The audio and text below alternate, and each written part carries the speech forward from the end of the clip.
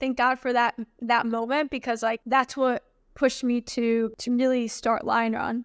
At that point I had crazy client flow, and it, I guess, really tested my capabilities in all aspects. Welcome to the No Fear podcast with your hosts, Noah and Ophir. Hello and welcome to the No Fear podcast. Today's guest is Nina Raab of LionRun Consulting. Today's episode covers everything from venture capital to startups to starting your own consulting firm. Enjoy. Thanks everybody for joining us today. Today we have a special guest calling all the way from Tel Aviv, Israel. She works in the consulting space. Her name is Nina Raab, and she's a superstar. So I first want to say thank you, Nina, for joining us today. Thank you, Ophir, for having me. Really appreciate it. Of course, excited to dig into your journey, excited to dig into your business. So if you can tell us a little bit about you personally, where did you grow up? How is your family structured? Can you give us a little bit about your childhood background? Yeah, for sure. So I grew up in the suburbs of Chicago. I'm not sure if you know the suburbs so well.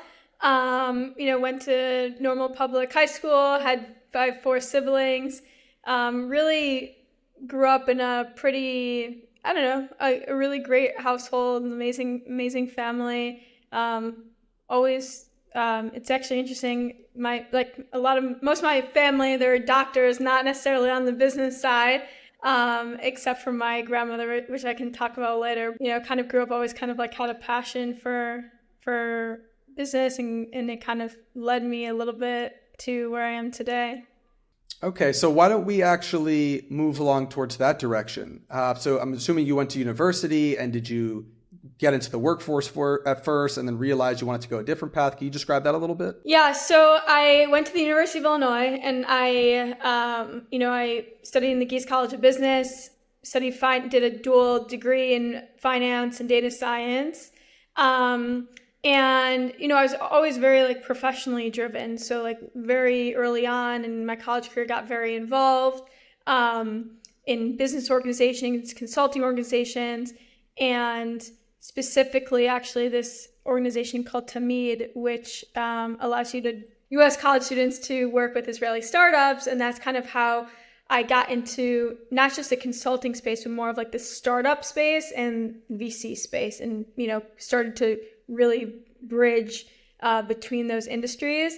Even though very early on, they don't really expose you much in school, in university, to the startup space and VC. It's more like your typical investment banking or consulting route, where you go work for a big four or a big three firm or a big bank.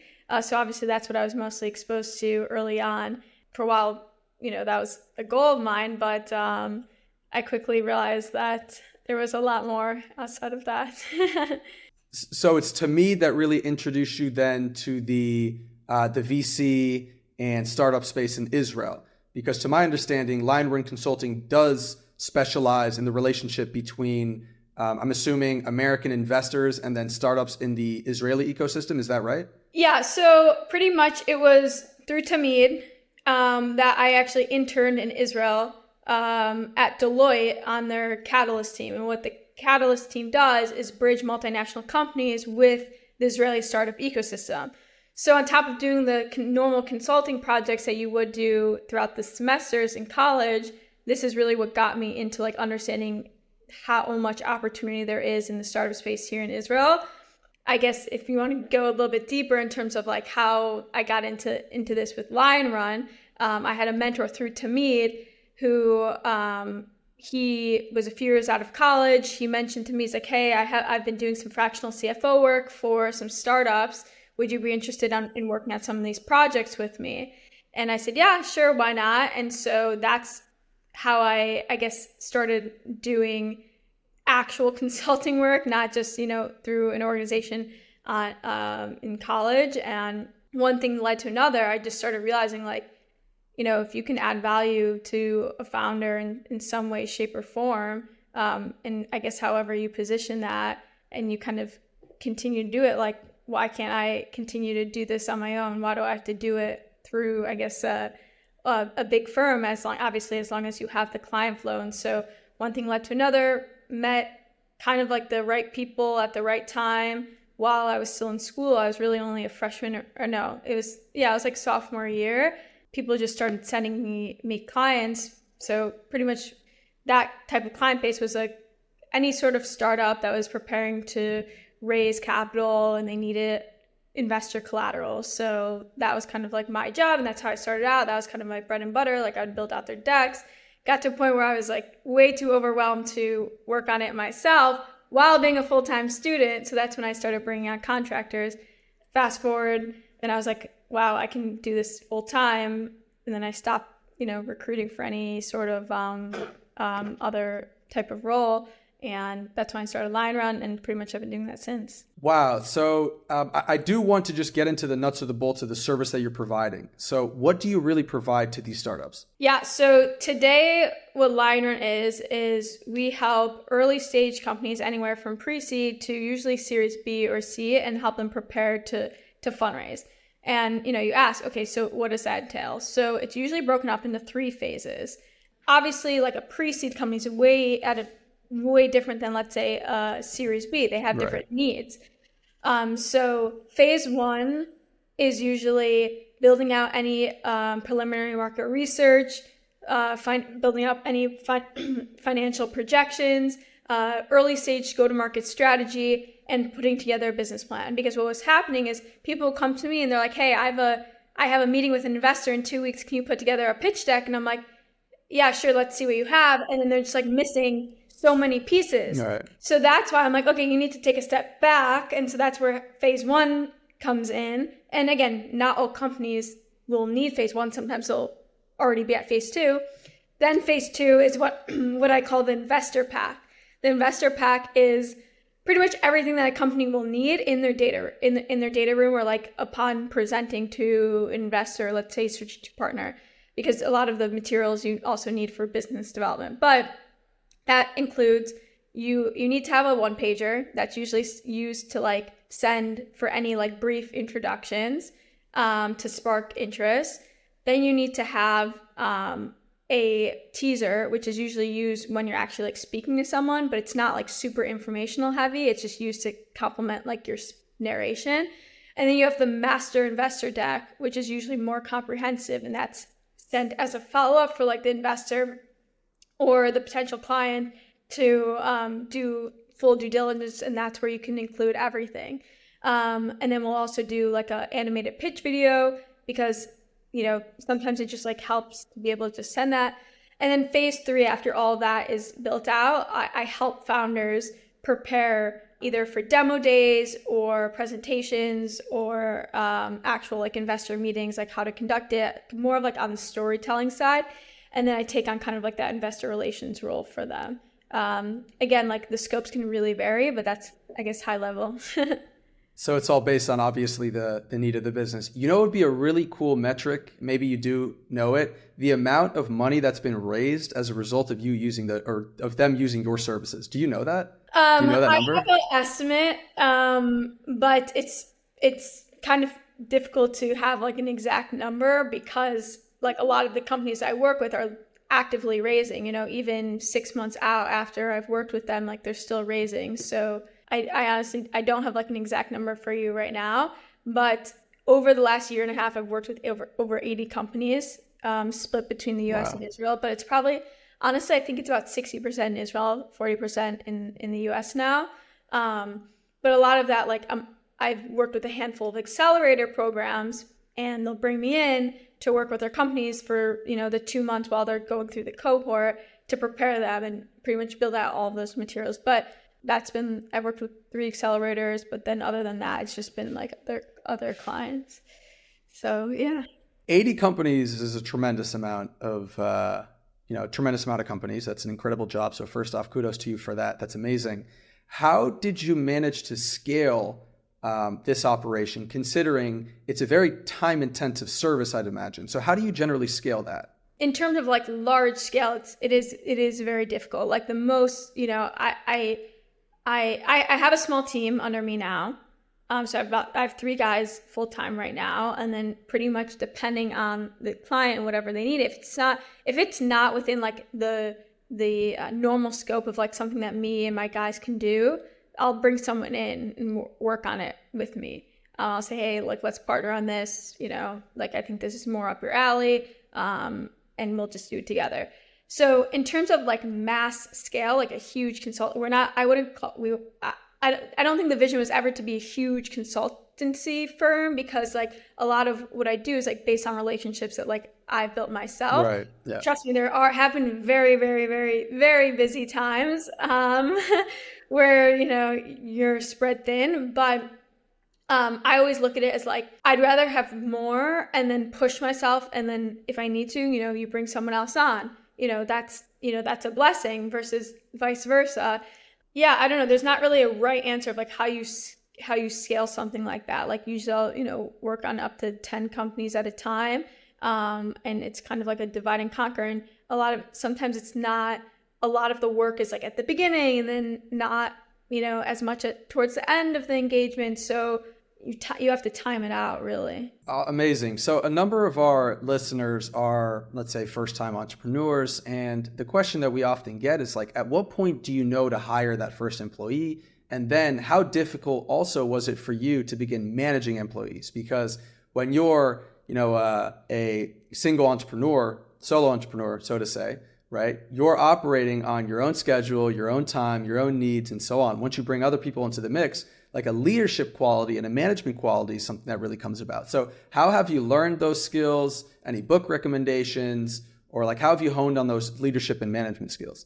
100%. So in terms of my first hire, so while I was still in college, like I was, people were introducing me to other people who needed help and whatnot. So I was like, I was very overwhelmed because I was still in a taking a full course load. So actually, while I was still on campus, I started asking as many people as possible. Fortunately enough, I was in the business school, and all I had to do was sit at the table in the middle of the business. Funny people around, yeah. Ask a few people, hey, would you be interested in helping me with this, and this? But I was introduced to two very, very talented people, Jack and Nolan, and we started out where I would just like pay them on a contract basis. So like if I had a project that came in, and I was like, they're more creative focused, so they're really doing like the more of like the nitty gritty of like the building out the copy and design, and they're very, very talented. If something came in and let's say I felt like I didn't have the capability to do it myself, or I just need an extra hand, or I can only do part of it, I just would pay them on more of a project basis. Then it got to a point where they were practically full time, so it was like the only difference is like if they're a full-time employee, then like all of their hours are dedicated, like, let's say it's a 40-hour work week, all their hours are dedicated to LionRun versus potentially like other things. So like their time is your priority, and like they're not just working on a project, but like they can help you build the company as a whole as well. Like they feel part of it. So that was a huge thing. And like, thank God, like, I've had both of them since the beginning, and they already knew how I would work. So it was pretty seamless to take them on full time. And we kind of built out the whole back end infrastructure of the company to like make operations flow. And then I hired someone else to help with like more of like the admin stuff. But it is a big thing. You kind of have to let go a little bit because it's like your baby, and then you have to trust other people to be client facing. They're representing you, they're representing your name. So yeah. Yeah. Those first employees are always like a strange new process in business, and it takes getting used to, because like when you're, again, that solo entrepreneur, you're doing everything, and all of a sudden it's like, oh, I can pass that off. Oh, I can pass that off. Oh, I can pass that off. And then how I've always been is I've been very particular about how the job is fulfilled. And I realized slowly over time to just take a step back and let people do, the role that they're actually designed for. Going back to an answer you gave a couple minutes ago, you had mentioned that the vision for LionRun wasn't particularly to build a massive consulting firm, whether that be instead of a big 4, now a big 5. That would be cool though. But what in general is the vision for LionRun? How do you see yourself and your business 3 years, 5 years, 10 years down the road? Yeah, I mean, that's something that I think about all the time. And to be honest, Right. I don't have a exact answer for you, because the way I look at it is like the opportunities that have come to me from like a year ago are way different than it is today, because it's like the compound effect, if that makes sense. Like the more people who know your name, the more better reputation you build, the better opportunities come, and there are opportunities that you couldn't have even imagined from before. And like the more you build up your brand and kind of, I use LinkedIn a lot and kind of have been doing more of like thought leadership on LinkedIn that has driven like a huge increase in like brand reputation and whatnot. So it's hard to say like what could that turn into in a year, and potentially like what type, maybe I'll come across a company and I don't know, maybe I'll want to pivot a little bit more on the investing side. Who knows? I think just understanding that compound effect and you just staying consistent and patient is a huge thing. I almost can't look too far in advance because I think it can be a little bit distracting if you want to have your benchmarks, but like I look at it more as like in 6 month intervals, especially because it's like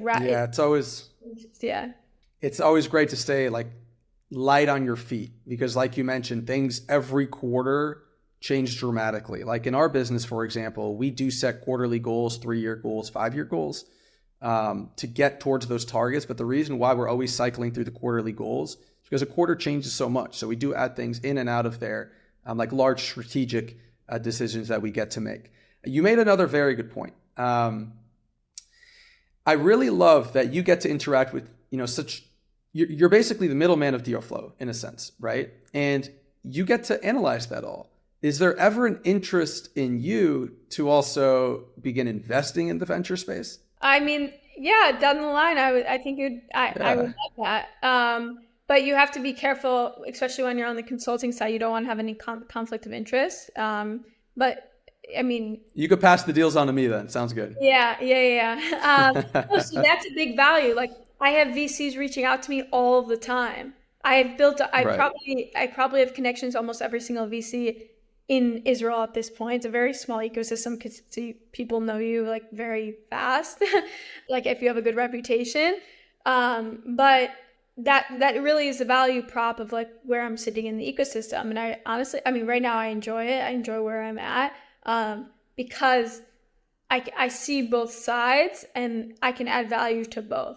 So like, let's say a VC, like they're like, oh wow, like you see a lot of companies, like, yeah, like if something comes my way that is relevant to you, like happy to send it off. Yeah. So it's kind of like, and then this for the startups, like they want to better understand, like, okay, so what does this VC look for? Like we're looking to approach this person, like what are your thoughts and stuff like that. So it's kind of nice to be in the middle. It's an interesting position for sure. Have you thought at all of monetizing that relationship that you've built between these startups and monetizing that towards the VCs in some manner? Because there's, I'm sure, tremendous interest in terms of VCs, at least when there's like, let's say, a lot of money sloshing around, to be able to figure out different deals that are around, and you're kind of that fountainhead for them. Have you thought about monetizing that in some capacity?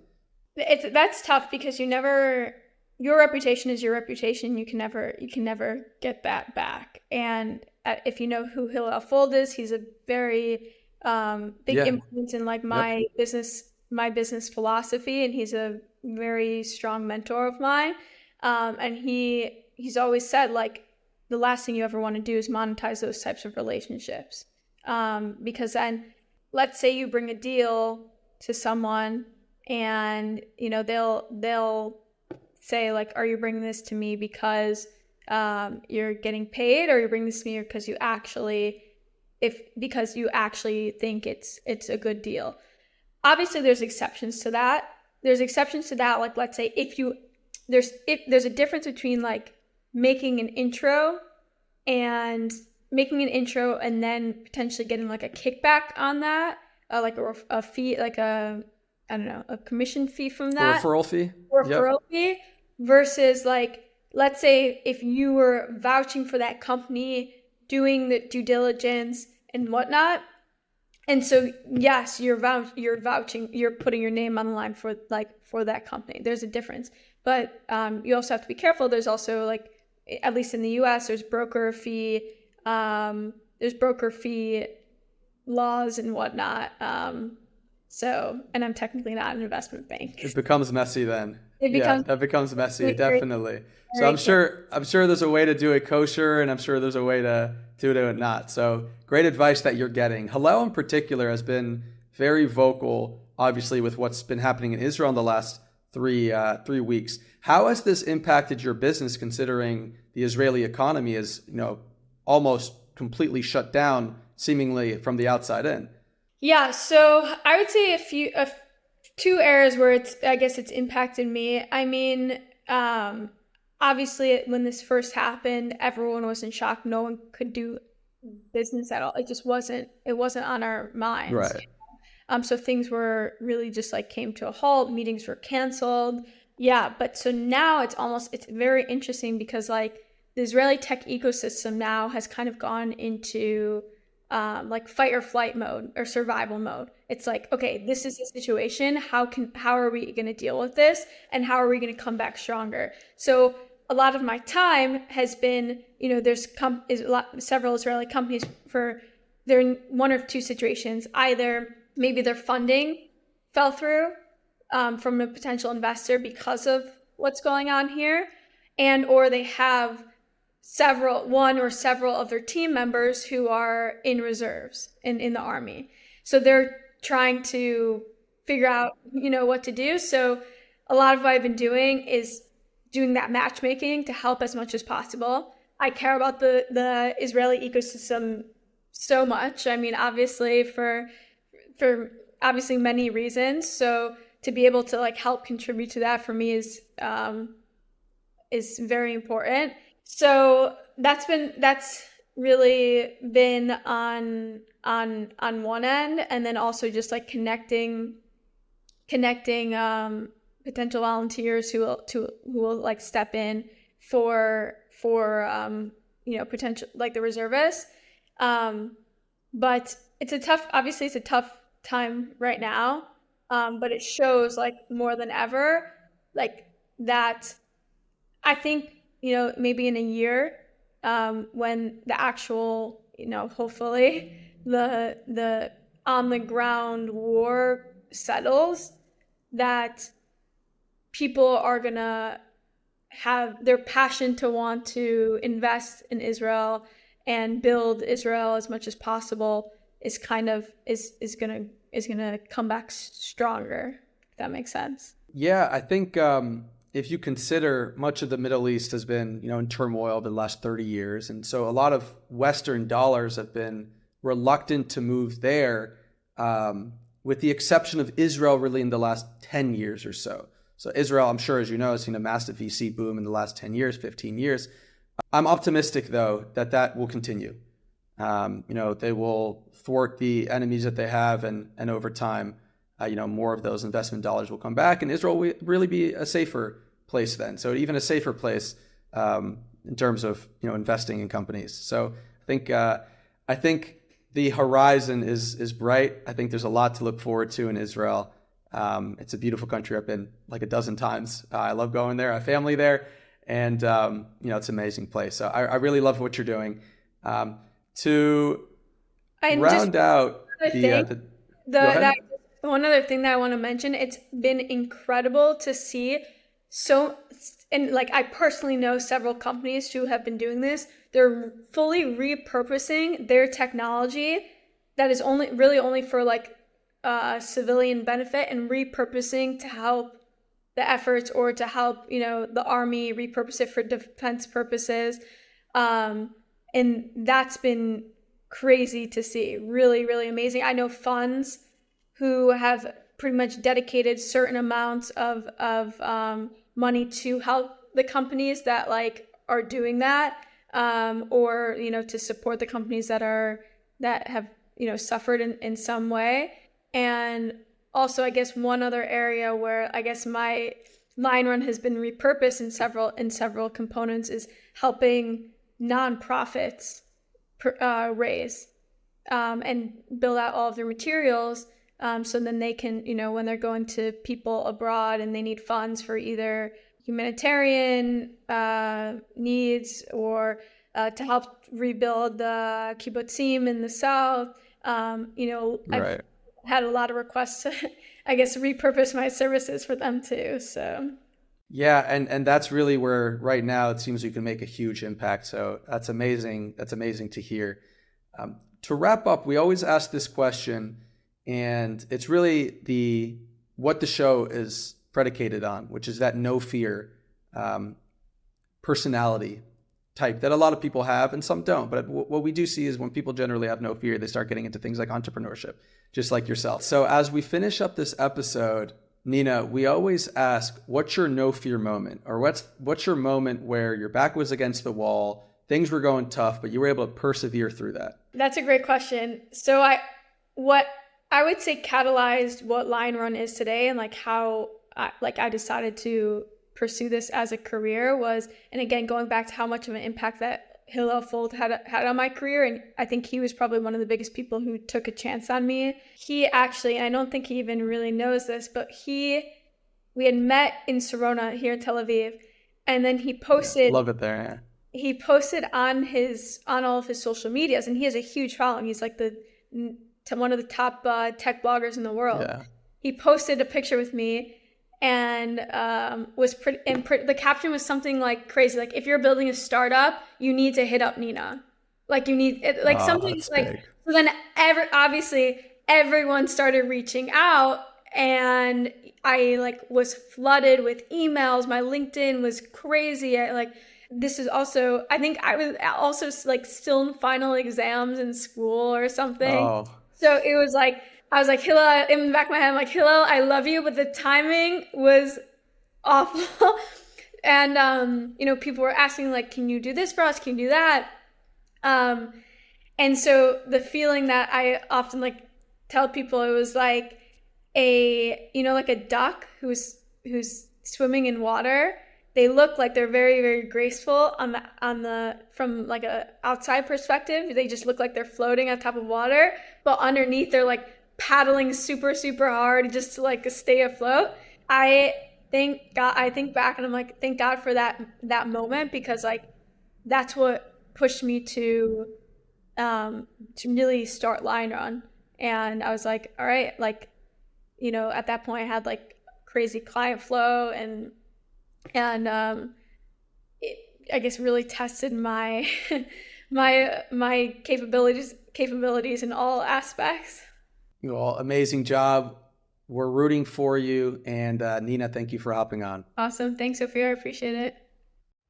Thanks for listening to this week's episode of the No Fear podcast.